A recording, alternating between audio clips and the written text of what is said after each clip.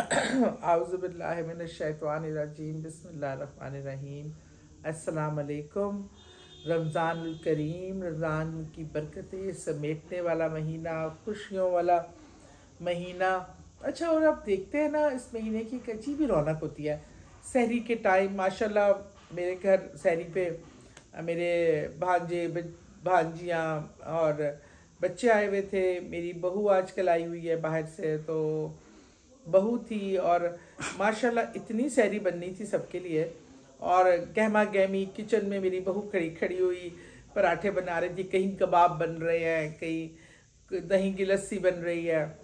तो मुझे जो एक ख़ानदान का इकट्ठा होना, आज जबकि आजकल के दौर में बच्चे अपने कमरों में बैठे रहते हैं, अपने अपने हिसाब से सब खाने खाते हैं, एक दस्तरखान पे इकट्ठा बैठना, ये जो वक्त मुकर्रर है सहरी और अफ्तारी का, इसमें सबका इकट्ठा होना, मिल बैठना, शाम से ही घर में रौनक, सब आ जाते हैं, काम शुरू हो जाते हैं और नमाज़ें सबकी पढ़ना, कुरान पाक की तलावत हो रही है कहीं, तो कहीं कुछ हो रहा है। ये इतना प्यारा समा लगता है मुझे, रहमतों बरकतों वाला, कि बस दिल चाहता है रमज़ान कभी जाए ना।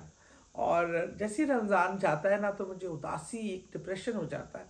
रमज़ान के आने की मुझे इतनी एक्साइटमेंट होती है, हर एक के चेहरे पे एक अजीब सी खुशी होती है। रोज़ा रख रहे होते हैं तब भी, और रोज़े के दौरान भी एक दूसरे को, आपका रोज़ा है ना, रोज़ा है ना। माशाल्लाह हमें अल्लाह की रज़ा के लिए जो रोज़ा अख्तियार करते हैं, फिर जब रोज़ा खोलने के वक्त इकट्ठे बैठते हैं और इसमें दुआ पढ़ते हैं, फिर अफ्तार करते हैं, जिसकी जो हैसियत है, जो है, जो आपके पास वसाइल मौजूद होते हैं, तो एक अजीब सी खुशी, एक अजीब सा रौनक का एहसास होता है। लेकिन ये महीना, ये अशरा, पहला अशरा,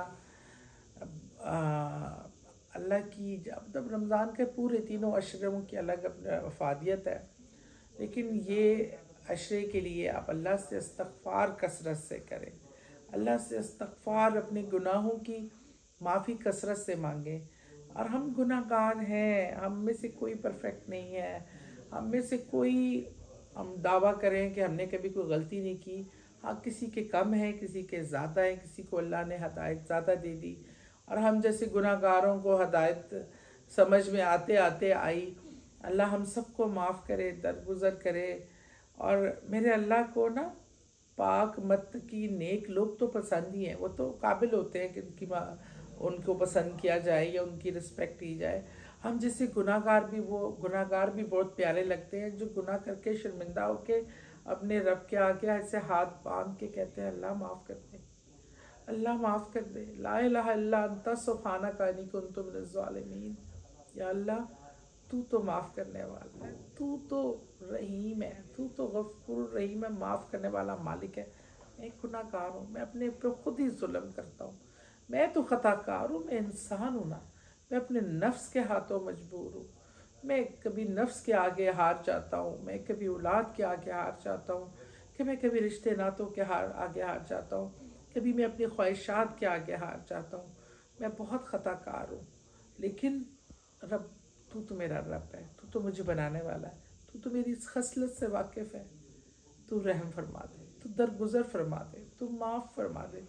जैसे तूने हज़रत यूनुस को समुंदर की तह में, मछली के पेट की तह में से उसकी ये सदा सुन ली, उसकी दुआ सुनकर उसको बाहर निकाल दिया, उसी तरह हमको इस गुनाह की दलदल से, गुनाह के समुंदर में जो हम फंसे हुए हैं, बदकारियों में, बेशर्मियों में, हलाल हराम की तमीज़ नहीं है, हम इस दुनिया की आसाइशों में, लालचों में, धोखेबाजी में, झूठ में, अरे मौला हमें निकाल दे इस दलदल से।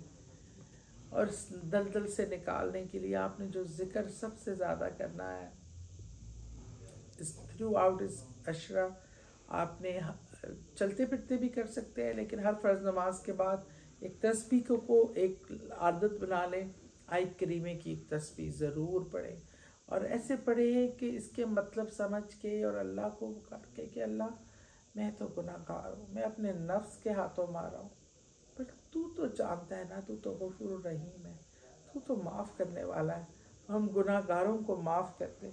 मेरे मौला, इस दुनिया में जो मुसलमान गफलत का शिकार है, जो इन गज़ा में मासूम लोगों पे जो जुल्म हो रहा है, मेरे मौला हमें मुसलमानों को एक कर दे, हिम्मत कर दे, अखलाक की जुर्रत दे दे कि हम अपनी हुकूमतों को संभालने के चक्कर में गज़ा का नाम लेते हुए भी डरते हैं। मेरे मौला रहम फरमा दे, रहम फरमा दे।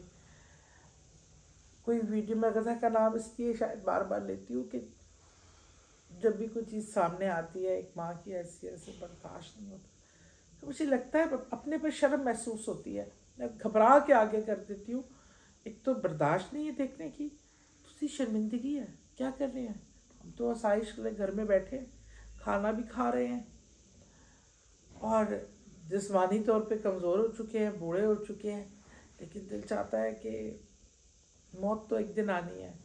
दिल चाहता है कि वहाँ जाके भाग कर उनकी मदद करते हुए, हक की आवाज़ उठाते हुए उनके साथ ही शहादत का कर लें, कि बस कम अल्लाह के आगे सुरखरू तो होंगे।